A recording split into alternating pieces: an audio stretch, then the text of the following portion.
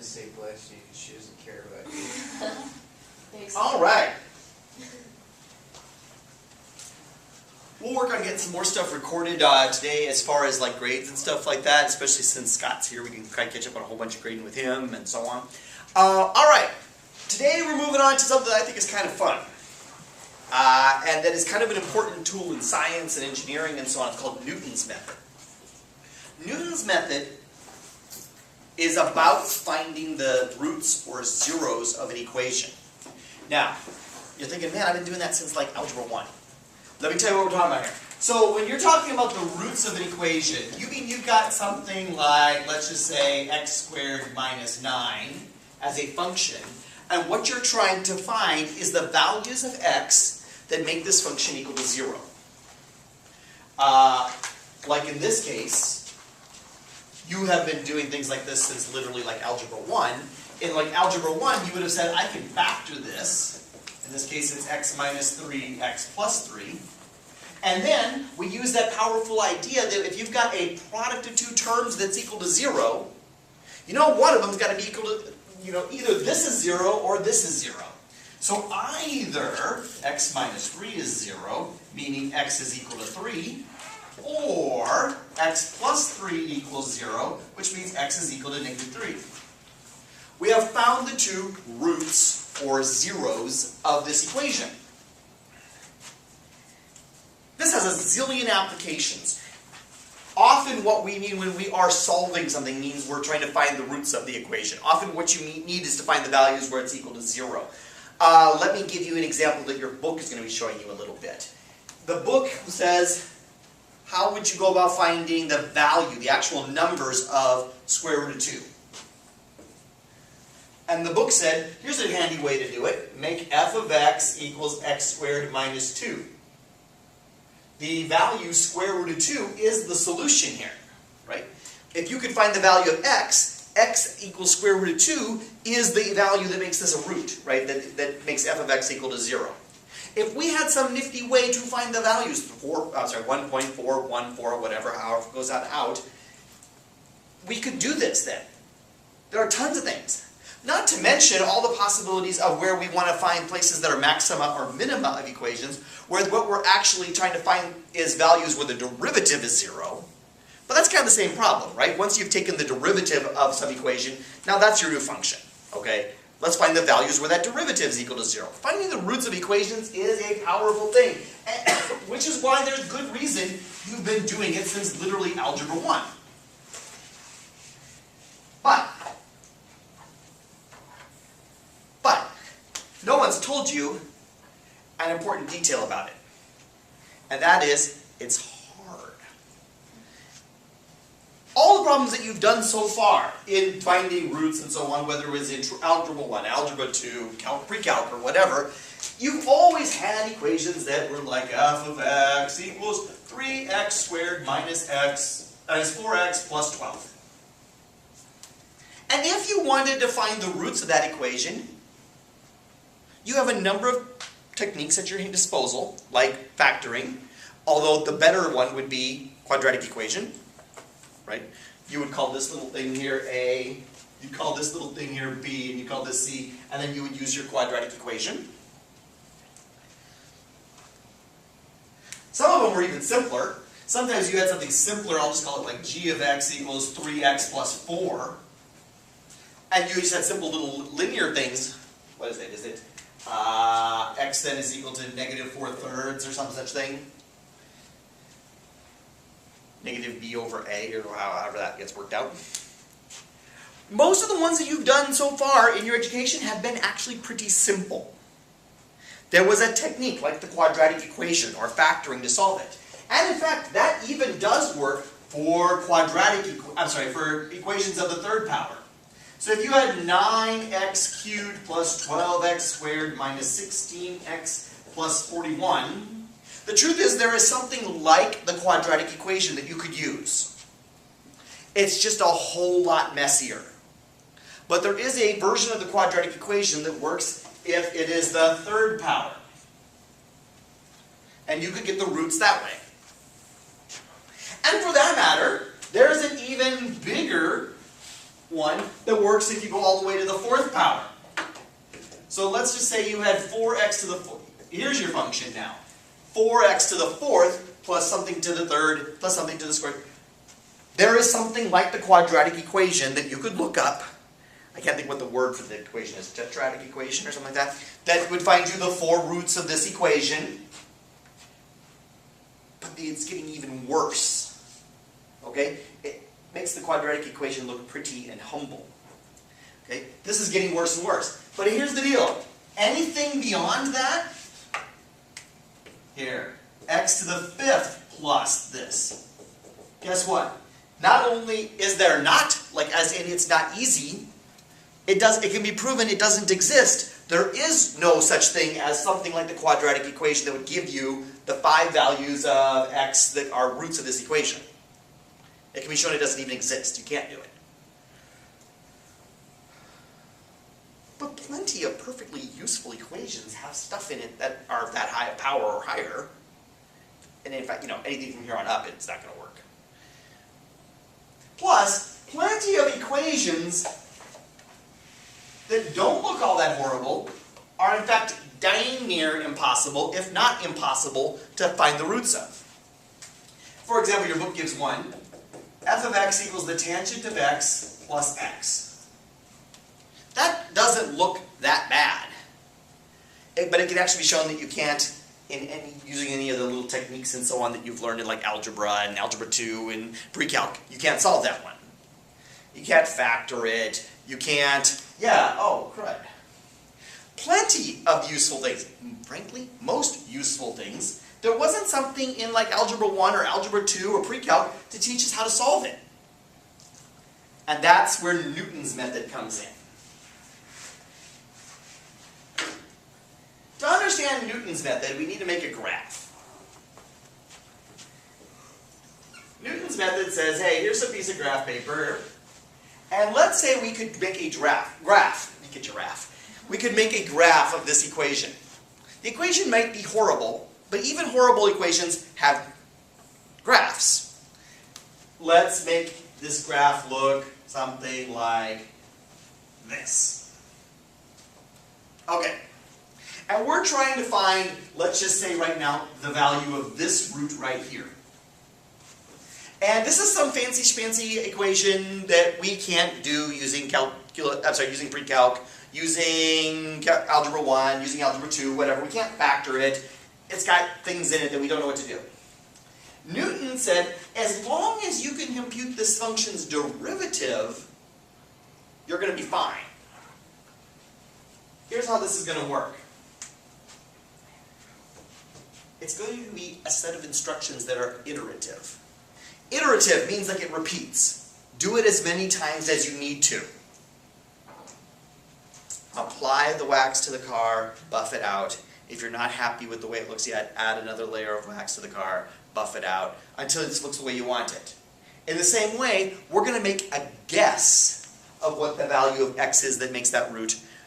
That value of x is going to give us an even better guess, which is going to give us an even better guess, and we'll just keep repeating it as many times until we get as close as we need it to be. Make sense? All right. So, see what Newton's method, I actually don't know if Isaac Newton himself is who came up with this. I should look that up before we come here. Let's say this was your guess. I'm going to call this x1. x1 is your guess, your initial guess as to what the answer would be. And here's the deal. x1 is not right. F of x1 is not the right answer, is not 0. I mean, remember, that's the whole point. We wanted to find values of x so that f of x was equal to 0. But it's not. But here's the deal. That f of x does tell us something. If we took the slope at this spot, look what it does. It points pretty darn close to where the right answer is. See how if we just drew the tangent line right there at f of x1, and we drew it down to the x-axis, it gets really, really damn close to the right answer.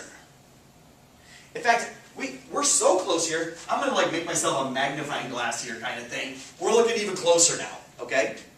So if we actually looked at this really, really close here, and here's the graph of our function, here's the real root, maybe we're right here.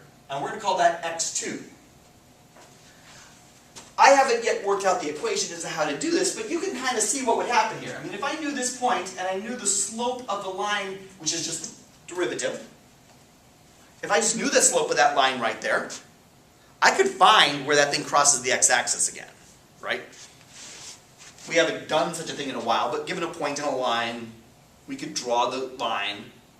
I mean, given a point in its slope, rather, there's point-slope form of the equation. So now we're really close. We're not actually at the real root, but I mean, I had to actually zoom in to tell that I wasn't at there.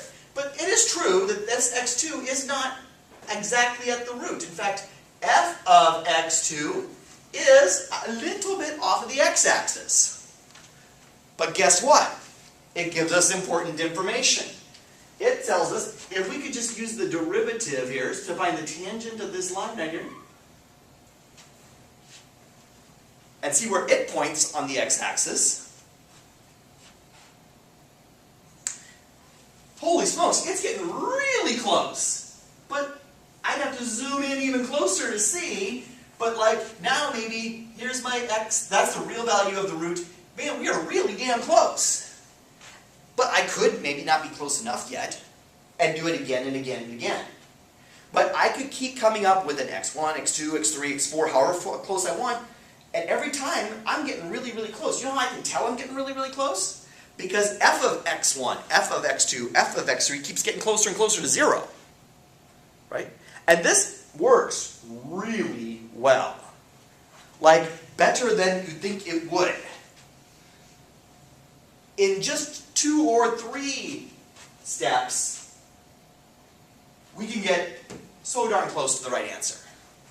Usually closer than like the number of significant digits in the observations that went into this. You know, like if this is an equation of like the temperature of some part in an engineering, you know, this is the temperature, how the temperature will be changing in this, on this piston or something like that as the engine is running. Honestly, we're probably within 2 or 3 steps here. We're more accurate than the observations that went into it. Okay? This is really how lots of simulation is done. This is really how lots of like estimation of like, you know, that are based on observations, anything thermodynamic, anything like that, it's actually being done. So let's figure out how this is going to work.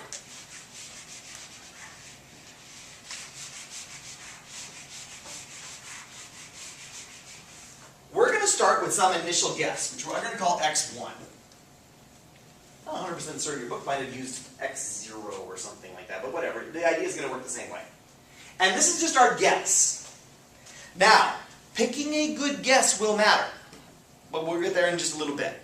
But most of the time, like if you have a graph of the function, and as long as you can like eyeball it and be like, we're not radically far off here, you're going to be fine. So this is your initial guess.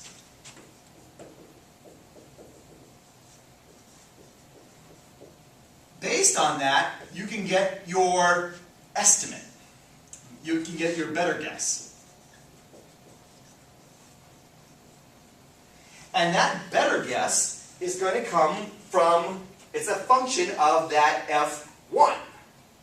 It's going to be, let's see here. Hold on, I want to make sure I use the same notation they did in theirs. And now I'm a little bit spooked that I may have done this wrong. Hold on. Yeah, okay. Yeah, they did use zeros. If it makes any difference, let's do it. Okay. So they said 0 for their initial guess. And then 1 was their first improvement or whatever. But it doesn't matter. I mean, however you want to do the notation. It's just going to be equal to your original guess, x0 minus f of x0 divided by f prime at x0.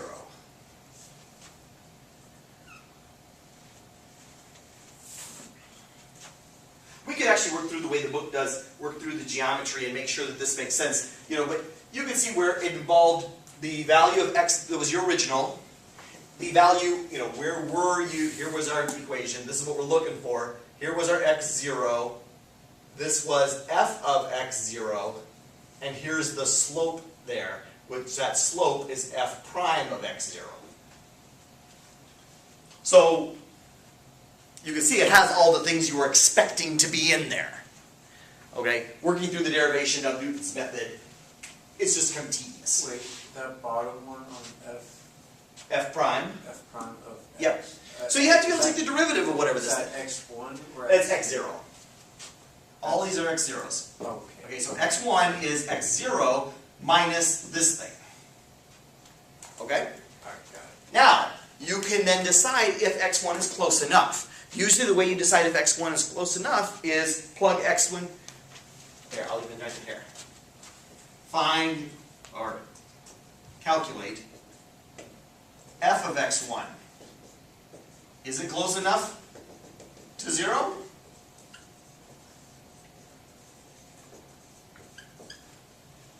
Your book will have given you in the problem, like, get it to 4 digits or something like that, okay? So, you know, if you've got 0.0000001, you're close enough, okay? All right, but if it's not, just repeat. x2 will be x1 minus f of x1 over f prime of x1. But what if the root's not a round number? How would you know? What do you mean it's not a round number? What if it was like, the root was like 4.56178? Well, when you get your estimate, x1, compute f of x1, and just see how close is it to 0. See, you're getting closer and closer to a number. You don't know what that answer is, right? You don't know what the real root is. That's the problem. You don't know what the answer is. Wait, I thought we were like, so whenever we're searching for the root, would we always get 0? Well, when you're searching for the root, you're going to be getting closer and closer. You're getting so that f of x is getting closer and closer to 0. The best estimates of x that you're getting. Okay, we'll do some examples in just a second. But you see the pattern here? Just keep going. The next one, if you need it even closer, x3 is x2. F of x2 divided by f prime of x2. Okay? Before we do an example or so of this, though, I want to point out, it's not always going to work. In fact, your book makes like a whole page and a half or something about it. This won't always work. And just looking at the equation, you can probably already see where something could go very, very wrong. What happens if the denominator of this fraction were 0? The whole thing goes to heck, right? Graphically, how would that happen? That would happen if you had a place in between here where the slope, you happen to have f of x is right here, here's your f of x, and its slope at this little place right here happened to be 0. Then you've got a problem. So wait, wouldn't you just make a better guess? So you'd have to have a better guess. Yeah, exactly. So if your that's why you usually have to have like a graph of the function before you make your initial guess, to make sure there aren't any weird little wiggles and stuff like that between your first guess and the answer. Does that make sense? I mean, you know you're looking for this point right here where the function is crossing the x-axis. Don't guess something over here. Guess something over here or something over here so that there aren't like weird wiggles in between. But if this is something that's being solved by a computer as part of a simulation, like a weather simulation or simulating the thermodynamics in an engine or something like that, well, the software has to then be smart enough to know not to make these kinds of mistakes, like to know how to analyze it, produce a graph on and so on to make sure. There are other ways it can go wrong. Your book actually shows a couple of them. A few weird functions, for example. If your guess isn't right, what will happen is like it'll point to this spot, and then that one points to the same spot, and it points to this one, and you never get any closer. If your guess is really terrible, this might not work. For example, let's just say our function was something like this. And we're trying to find this one right here.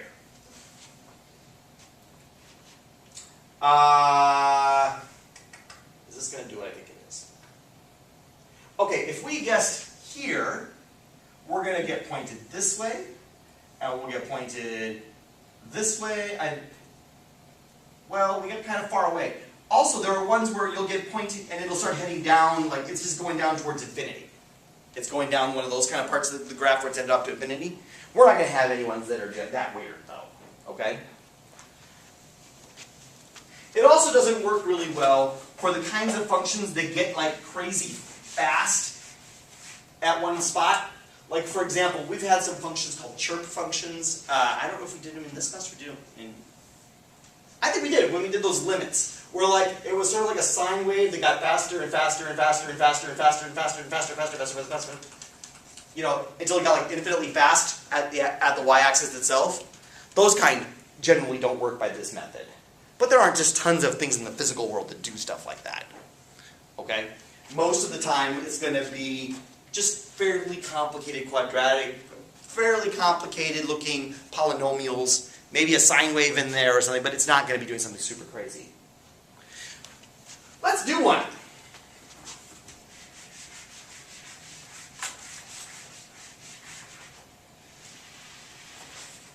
I'll leave that part out. Alright, I'm going to do one of the ones that's in the book just so that we don't get lost or anything like that. But I like, let's just do example 4.6. I'm sorry, 4.46. Here's the polynomial that we're trying to find the roots of. F of x equals x cubed minus 3x plus 1. And they said that there is some root in the range, here I'll light it this way, like in the range from 1 to 2. Somewhere in that range there's a root. And they say go ahead and use your, just so that we're all doing it the same way, use your initial guess is that x naught is equal to 2.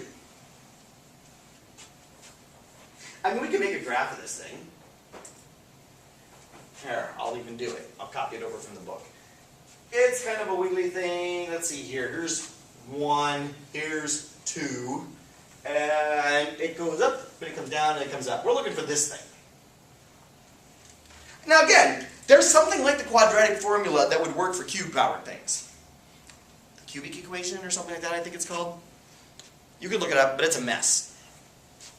And if this had been higher, we wouldn't have been able to do that at all, if there had been a sign in here or something like that. But it's not all that hard because we have f of x, and we're going to also need that derivative, f prime of x. Well, the derivative of this thing is no big deal. It's 3x squared minus 3. So that's not so bad. So let's make ourselves a little table of this. Like x, where x will be like x0, x1, x2 maybe. So x0 is equal to 2. Alright, what do we need here? So if we have x0 is 2, we're going to need f of x0 and f prime of x0. I usually make myself like a whole table of this thing. So like f of x at x0 is 2. So let's see, we need f of 2. Well, that's going to be, let's see, 8 minus 6 plus 1. Is that 3? F prime of x, where x is equal to 2. Yeah. 2, 4, 12 minus 3 is 9. So, let's just say, I'm going to call this x of n, just so we can't keep it straight here. So like x of n plus 1. So like what's our next guess? So we were at x0, now we're at x1. Alright, so 2 minus 3 over 9. 2 minus a third is 1 2/3. So our first guess, x of n, gives our initial guess, x0, produces a new guess, x1, being 1 2/3. Alright. Let's actually go see. Now, if x is equal to, here's x1. If x1, well, f of x1 should be 0. But f of x1 is not 0. Let's find out what it is. What is this here? This is 5/3. Just to keep it straight. Okay, Google, what is 5/3 cubed? The answer is approximately 0.185.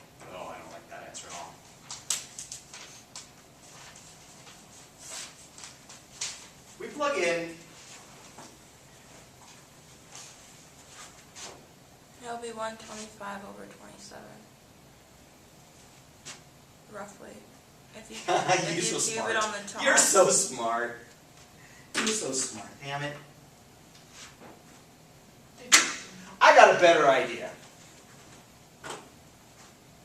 We should be using technology.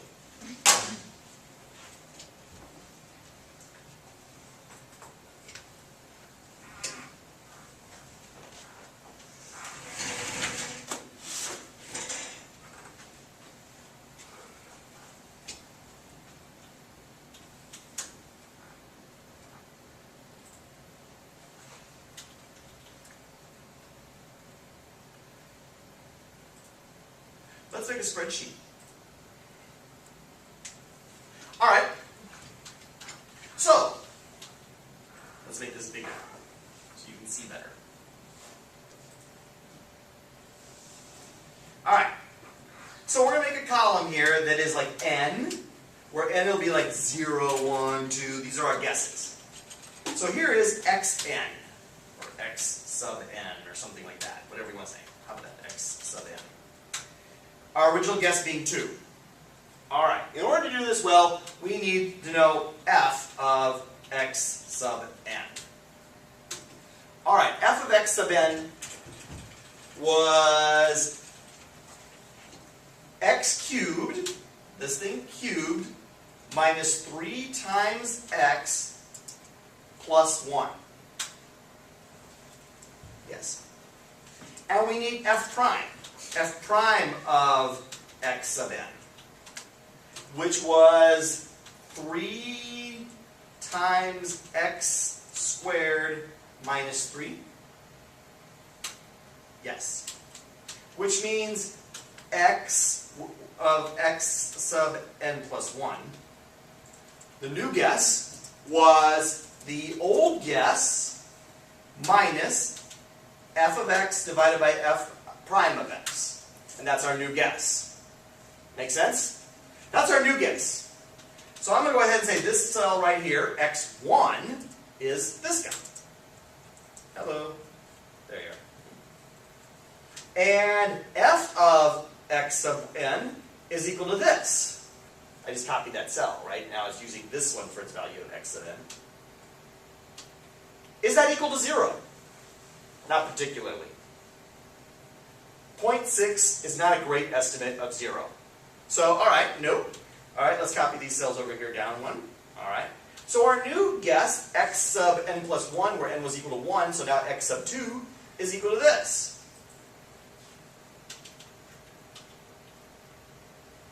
All right, so x2 is equal to this thing. F of x2 should be equal to 0. If this was really the root, that would be equal to 0. And it certainly is a lot closer to 0 than it was before, but it is not 0. So let's take another step here. We got f of x, we got f of x, x prime of x, we got a new value. All right. Plug it in. This is now x3. F of x3 is 0.012. We're getting pretty damn close to 0. Might not be enough digits of being actually there to count for what you're doing, right? Maybe this isn't quite right. And so let's go ahead and even take it further. How about when we compute x4? Oh, hey, we did it again. We computed another. Look at this. F of x, here's x4. Here's f of x4. 0.0000004. That sounds pretty damn good to me. Obviously, it would depend on the application and so on. But if your problem said to, get it to within 4 digits or something like that, that'd be fine, right? We'd have f of it. We are so damn close, right, to whatever the right answer is. So this would be a really good solution. And as you can well imagine, software could have computed billions of these in a second, right? I mean, if it was computing the radiative transfer of ultraviolet radiation through a thin layer of icy clouds as part of a climate model, it would need to do these things billions, if not trillions of times a second as it computed the fluxes of the photons of different wavelengths and blow on. And it's no big deal. Software does it crazy often. It's an iterative process, though. You start with a guess. It points to a better guess. Is that guess good enough? If not, let it point to an even better guess. Okay? Now, your book wants you to realize, though, because it's a calculus course, I'm going to come back to that in just a second, that one of the main things we like to do with finding roots is using them to find maxima and minima of equations.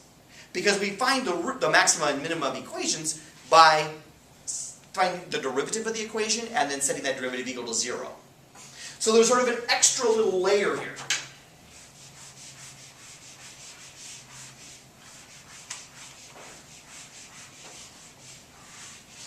So, let's say they give you some equation. I don't know. How about x to the 5th plus sine of x? And they want you to find some maximum of this equation. I don't know. I'm going to call this thing g of x. I can't even picture what x to the 5th power plus the sine of x looks like. But we're going to find a maxima or a minima. Well, I guess that's not true. It's going to have a minima at 0. Probably. I don't really know. But I know what I can find. If I said find the derivative of this bad boy, well, that's no big deal at all. Right? Now this, I want the roots of this.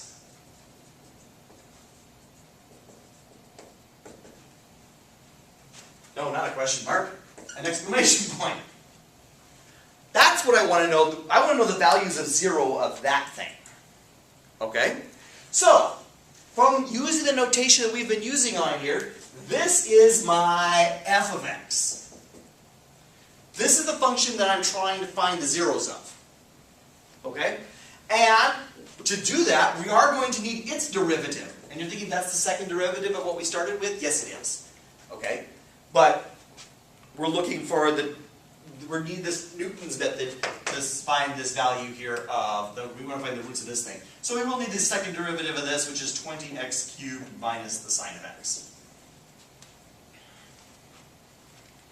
Okay. Let's just say in this particular case, we want to have our initial guess be 0.2. I have no idea if that's a good guess or a bad guess. I have no idea. So,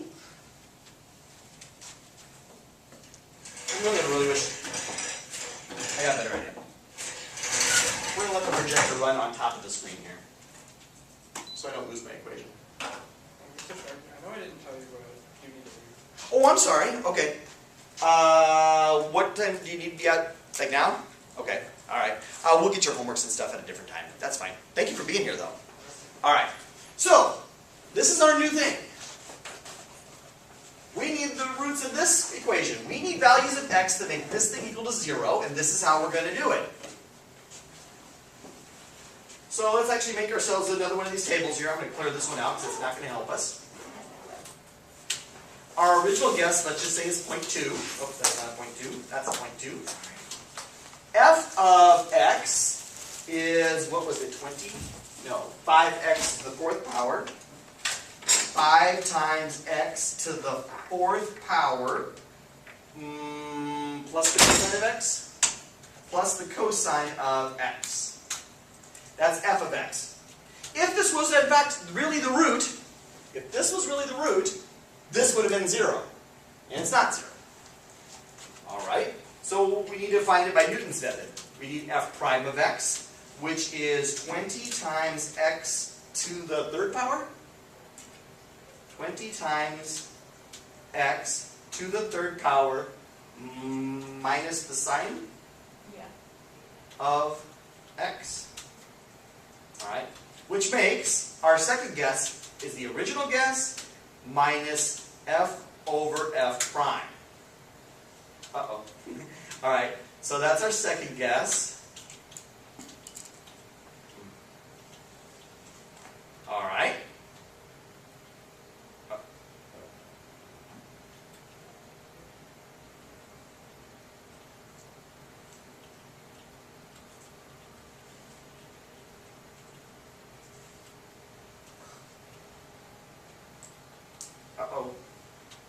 mistake on this equation someplace because this should be converging better. 5x to the fourth plus the cosine? Is there f of x? F of x is 5x plus cosine. 20 to the x to the third minus sine. Huh.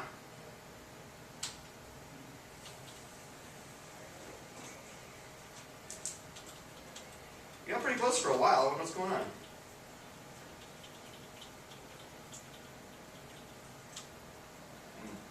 What if we had a better first guess? I don't want to know. Oh, I know why, because there's no maximum. This equation is going to blow up. Oh, okay, never mind. All right. So this equation was a bad choice of one. But you got the idea of the pattern. See, I should have chosen, this is why I should choose things from the book. That particular equation just keeps growing and growing and growing. There's no local maximum. It's just leading us off into the no man land. Okay. So you're doing two things in this problem set.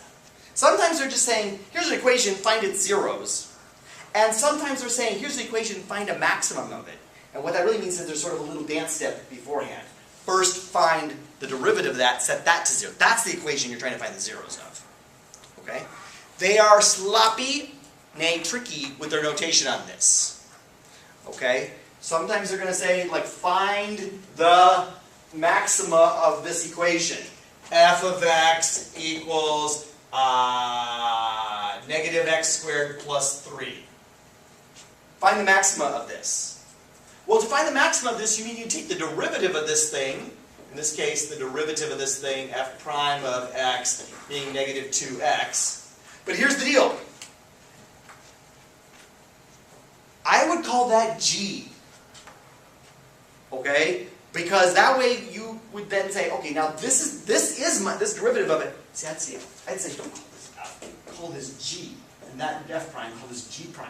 Then, this is the one I'm trying to find the roots of. Call this thing f of x, find its f prime of x, and then go Newton's method crazy on it. Okay? Don't let the book being crazy about whether it called things f and stuff like that be what scares you. Okay? I would also warn you, if this ever happens to you on this assignment, where you are doing more, you get past about 2 or 3 iterations and it's not getting there already. How you can tell it's getting there? If the values of f of x they should be getting close to 0 fast. If they're not getting close to 0 fast, something has gone wrong. None of these problems should be taking you 20, 30 steps. Okay? That's just not what we're doing here. Okay? None of these problems are designed to be like, that took you a whole bunch of time to do them. Alright, so, if things don't go well soon, if it doesn't come easy, give up. No, that sounds terrible. But, you know what I mean.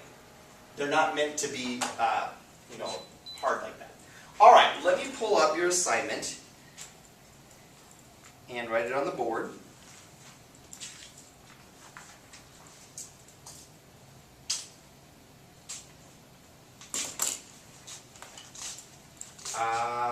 Here it is, calculus. Man, this is a long chapter. All right. Here it is. We are on page 483. And I want you to do problems 407, 409, and 423 through 431 odd, and 439 to 445 odd. Okay. Now, some of these problems, especially I think these first couple here, you don't actually do Newton's method on. They want you to get some practice of figuring out which equation is f, which one is f prime, what are you solving for, that kind of thing. They're just setting you up before you start attacking the Newton's problem stuff. Okay, the Newton's method stuff. Alright, so I want you guys to at least get started on doing those so that you can get the ball rolling, and if you've got some problems with sorting this out, we get that sorted out before you leave the room. Okay? Alright, I'm going to go ahead and stop the camera and start uploading the video.